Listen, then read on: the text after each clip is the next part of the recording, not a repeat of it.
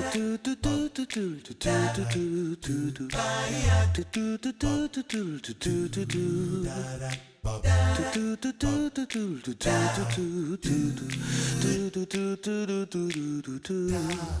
everyone, I'm Captain Logan. And I'm Sarah. And today we're here to tell you how we felt about Planes! Yes, indeed. Planes is a movie about a crop duster who thought he could. He decides that he wants to be a big racing plane instead of the crop duster he was born to be. So he decides to try out, and he qualifies for a big race around the world, and the movie's about how he does. Alright, Sarah, how did you feel about Planes? Well, Planes made me feel like I was watching Cars, the first one, only with planes, but it had a different theme, and it wasn't quite so emotional. Alright. That's what it made me feel like. Yeah.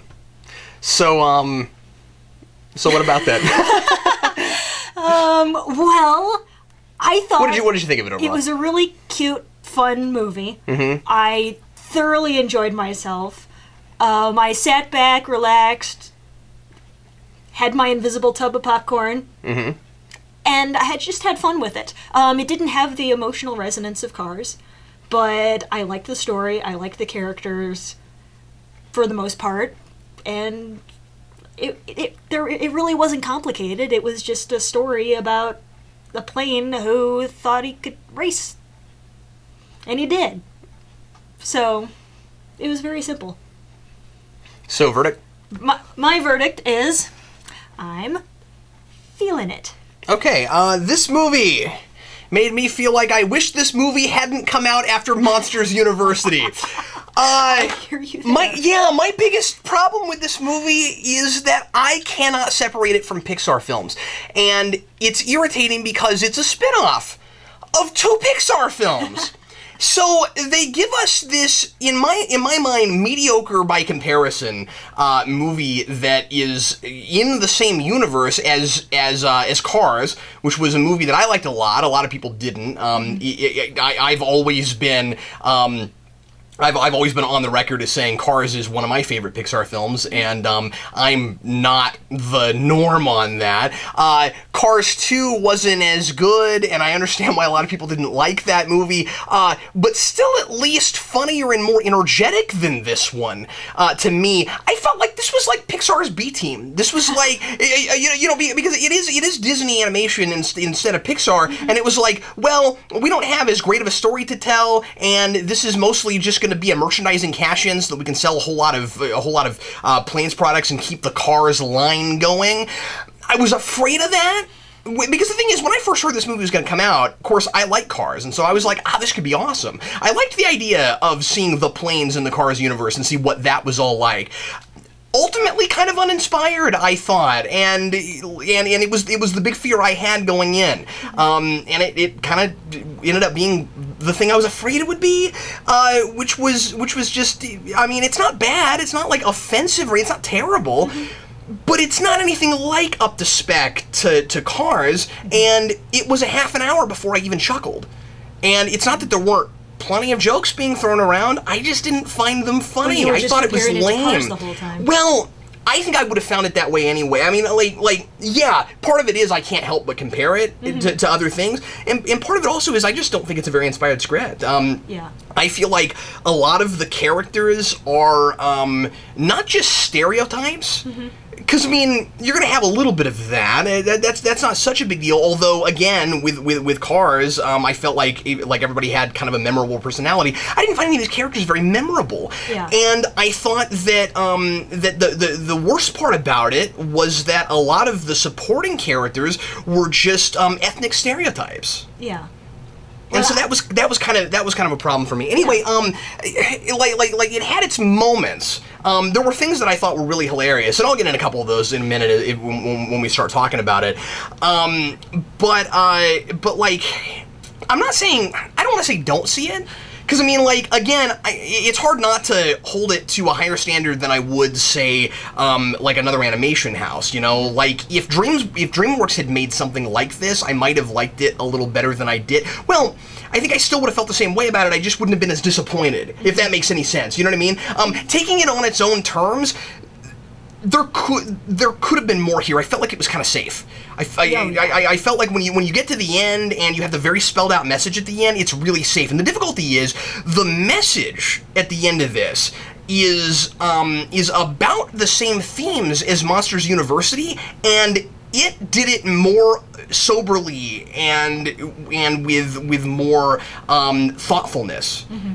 You know, so that was the difficulty I had with it. Ultimately, I don't want to do this. I'm gonna say not feeling it. I'm gonna say this is a rental. I would rent this movie before I saw it in the theater.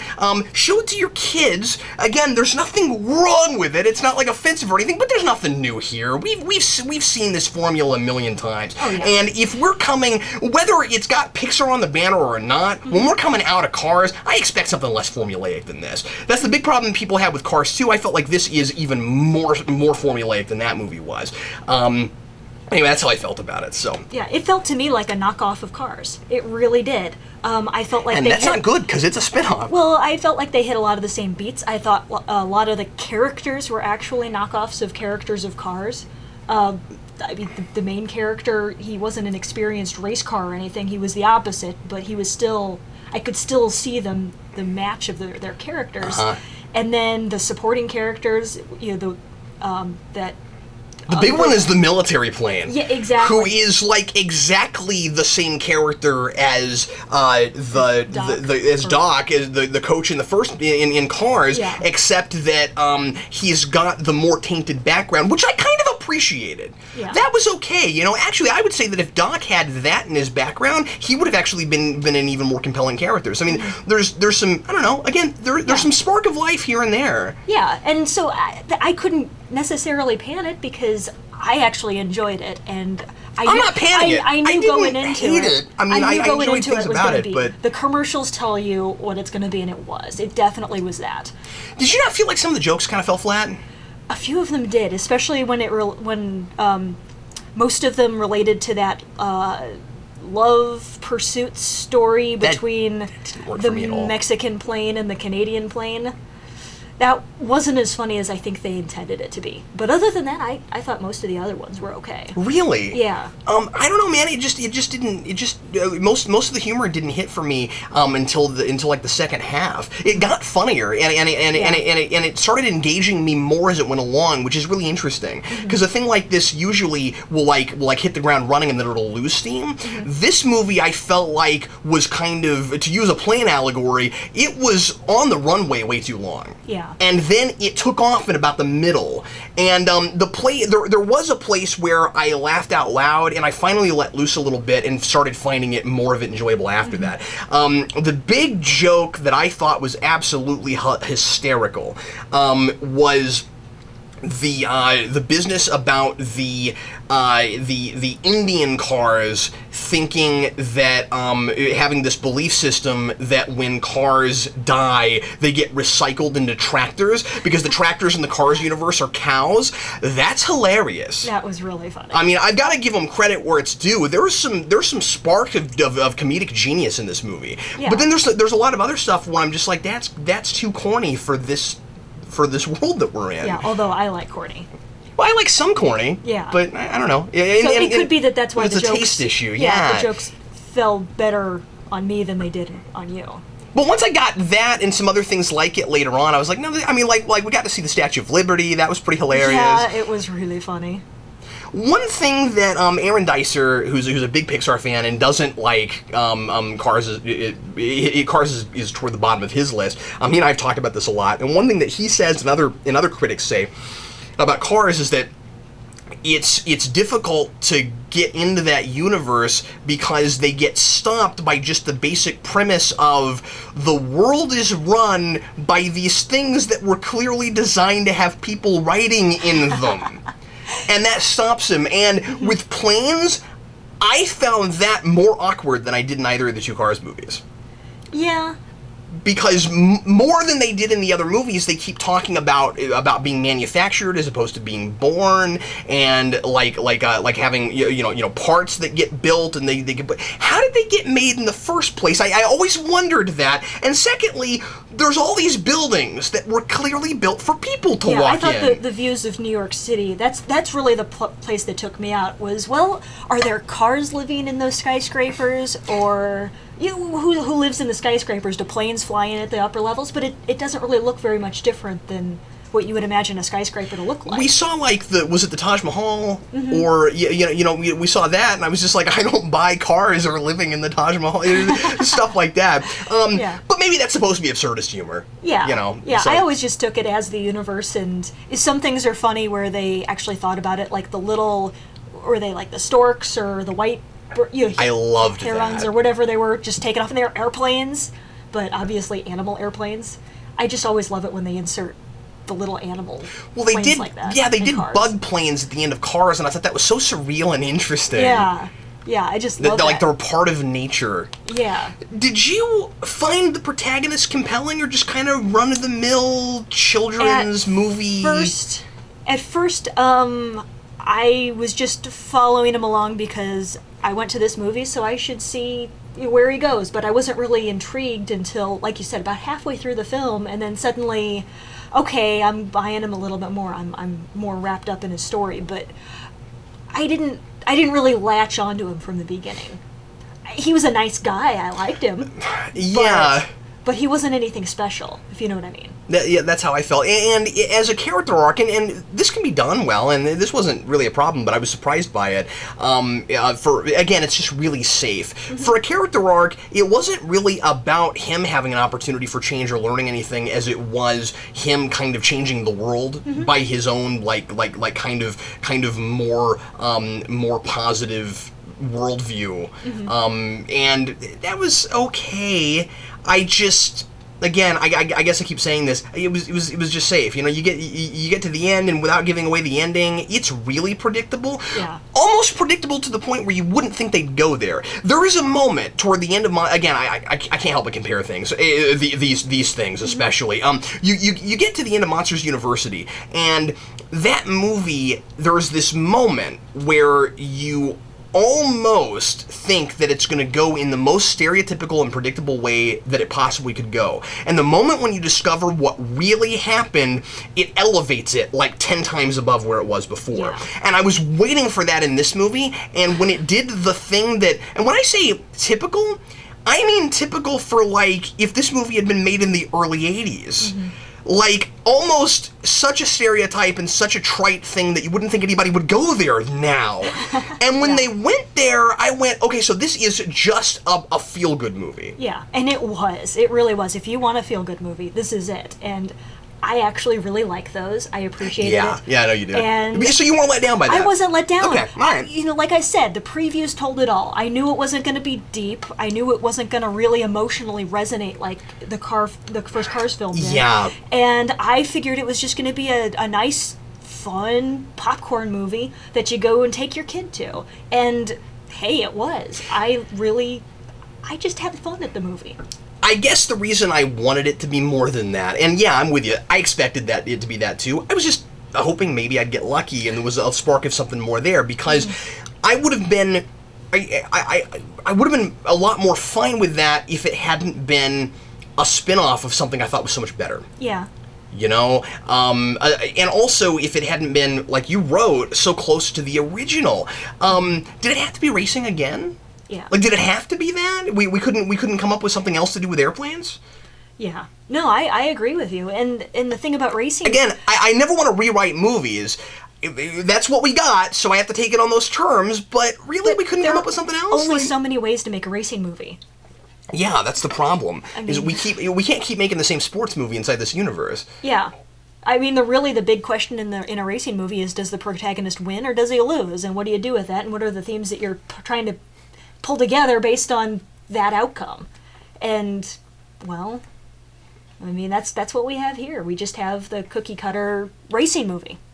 So, do you agree with me or disagree with me when I say that this movie I mean, being okay, it's not horrible, but I mean, do you agree when I say that this was made to sell toys? Yeah. Yeah. Because I Well, think they didn't really have a story. I think if they had a spark, if they went, oh, there's this other place we could go with this universe, Yeah. it would have had the Pixar banner on it. Mm-hmm. Yeah. And what confounds me is that Lasseter produced this. Mm-hmm. You know, John Lasseter, who spearheaded Toy Story, produced and co-wrote some of the better Pixar films, was involved in this. Yeah. And I'm having a tough time with it. Again, that's why it's hard for me not to compare it to the other things, because it's made by some of the same people. Yeah. So that's probably fair, I think. Yeah, but it wasn't bad. No. It just, like you said, it had no extra spark. And I didn't think it was very memorable. These characters will not stick with me. I would definitely watch it again, though. I would probably want to buy it. Yeah? Yeah. All right. I mean, I think it's an enjoyable movie. I mean, I get why Jason dug it, you know. But Yes. But I don't know, if you don't really want... I don't want to say if you don't want to think too hard, but if you don't want anything, you know, too meaty, you could just pop this in. And it's just one of those... I feel like being happy tonight. I don't know. You know? This was the Bobby McFerrin Disney film? Exactly. First you listen to Bobby McFerrin, and you pop in some planes, and then you make yourself some hot chocolate. I mean... some odd surprises in this film. We discovered, and I didn't notice either of these while we were listening to the voices, because everybody was doing voices. Mm-hmm. Val Kilmer was in this movie, as was Terry Hatcher. And if you're gonna have Val Kilmer in an airplane movie, can you not at least subtly throw in some kind of a reference to Top Gun? Yeah. Although... Couldn't he have at least played a character with ice in his name or something, you know? Yeah, but he at least... Wasn't he the military plane, the mentor guy? Was that Val Kilmer? Yeah, I think that's... Are you sure? Well, the credit went by pretty quick. Yeah, see, I'm not sure if that's who that was. I think that's who that was. All right. See, I found the characters so unmemorable, I didn't remember a lot of their names. Yeah. Yeah, now that I think of it. When I got to the end, I don't think so, because his name was later in the credits, and I would assume that character, being as prominent as he was, would have been in the first 4 or 5. I don't think that's who that was. We should check, but I think that really is who that was. Wow, if so, I'm impressed with Val Kilmer, because, I mean, yeah, he's gotten a little older, but I wouldn't buy, gruff, you know, military World War II or Vietnam guy, or whatever. I don't know. Maybe he just got his voice to sound like that. I will say real quick, the military stuff was pretty cool. Yeah, I thought that was really cool. I really liked seeing the battleship. Yeah, I liked that the battleship had a face. That was sweet. I mean, there was definitely some neat stuff, and I will say that I thought the animation looked quite good. Yes. Oh, it did. Did you notice at the beginning, all the hills and stuff in the background while they were dusting the crops looked like airplanes? No, I didn't catch that. Yeah, like the outlines of the hills looked like airplanes, like the tail of an airplane, or yeah. I mean, it was really cool. Okay, that is cool. So they put a lot there was of some detail attention to detail. in there. Yeah. Yeah, just there wasn't anything really extra to the story. There wasn't a lot of substance in the actual narrative. Yeah. So, but if you're looking for a good kids film, yeah, it's definitely something to take your kids to. Yeah. So. And I don't mean that in the sense of kids like dumb movies. I just mean I liked a lot of things about it. It's just ultimately but it ought to have been. I just think ultimately it ought to have been a little bit better. And if it weren't for all the merchandising, it probably wouldn't bug me as much as it does. Yeah, but I mean the movie was good for me, and it was good for our 3-year-old. So it's still a family movie. I gotta tell you though, I don't know what I think about them franchising it. Yeah. When you get to the end of the credits, you find out that they're doing a sequel, and I don't know what I think of that, man. Yeah, but if they get away from racing, they may actually make a better film. Well, then why couldn't they have made that in the first place? They were being safe. Well done. Anyway, well, everybody, thanks as always for watching, and Brandon and I will be with you again next week for another new movie review. I'm Captain Logan. And I'm Sarah. See you next time.